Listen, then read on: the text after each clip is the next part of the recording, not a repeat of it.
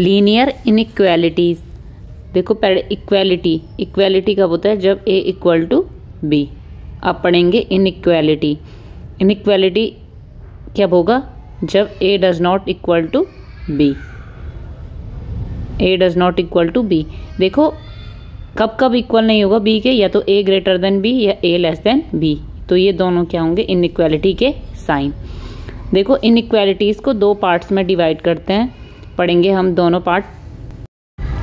पहला आता है आपके पास स्ट्रिक्ट इनइक्वालिटीज और सेकंड आता है स्लैक इनइक्वालिटीज।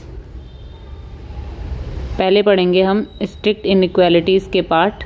देखो इसके दो पार्ट हैं, ए ग्रेटर देन बी और ए लेस देन बी। ठीक है, ये हो गए हमारे पास स्ट्रिक्ट इनइक्वालिटीज। सेकंड है हमारे पास स्लैक इनइक्वालिटीज, ए ग्रेटर देन और इक्वल टू बी। ठीक है, ये आता है स्लैक इनइक्वालिटी के पार्ट में।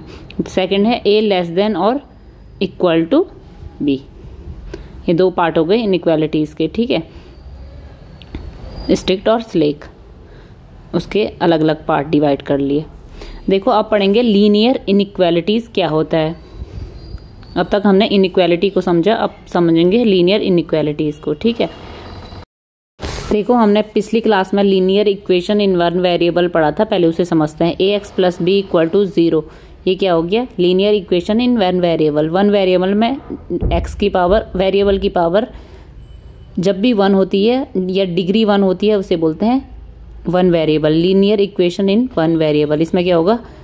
ए डज नॉट इक्वल टू 0। अब देखो मतलब वेरिएबल की पावर 1। अब देखो इसी में क्या, लीनियर इनइक्वालिटीज में 4 कंडीशन पढ़ेंगे। A X plus B is greater than 0, A X plus B is less than 0, A X plus B greater than और equal to 0, A X plus B less than और equal to 0। देखो पहले दो क्या हो गए? Strict inequalities, और last के दो क्या हो गए हमारे पास?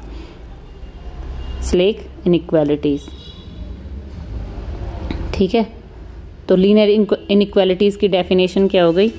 टू रियल नंबर्स और to algebraic expressions related by the symbols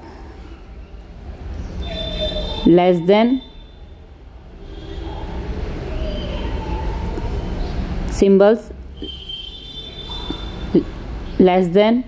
greater than, less than equal to, greater than equal to form an inequalities।